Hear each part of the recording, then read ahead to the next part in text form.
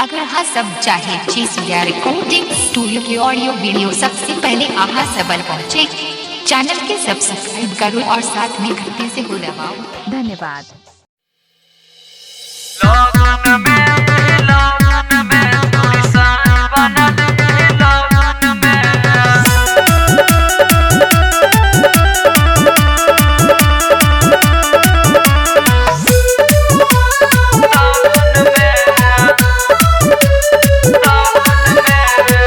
गई चढ़ल जवानी से छौरी अब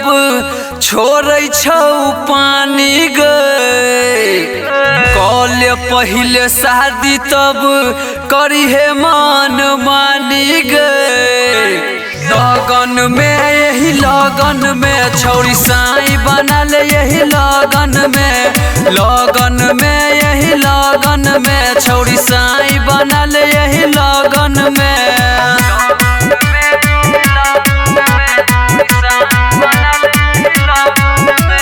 लगन में इहे लगन में छौरी साई बनल यही लगन में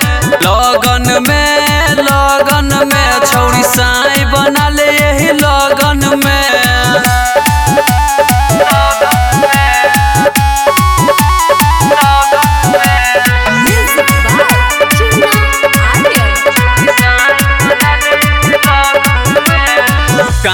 गाम में छौरी 10 गो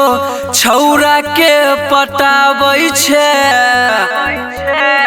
हर जाइ छौ मोहन तो ओकरा दिल से हटाबै छे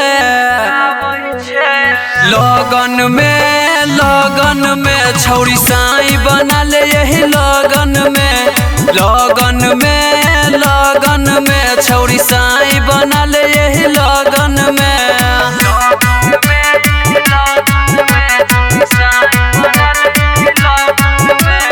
लगन में छौरी साई बनल यही लगन में छौरी साई बनल यही लगन में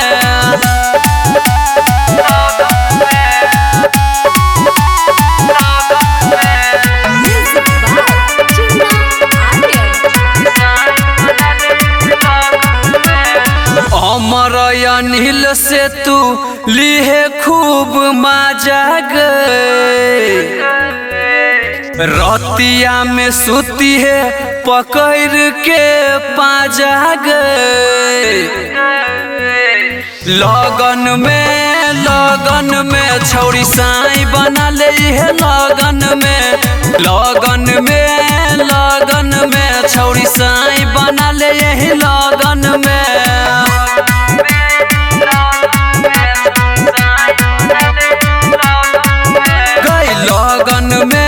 लगन में छौरी साई बनल है लगन में छौरी साई बनल है लगन में विभिन्न धमाका स्टूडियो बादुघाट।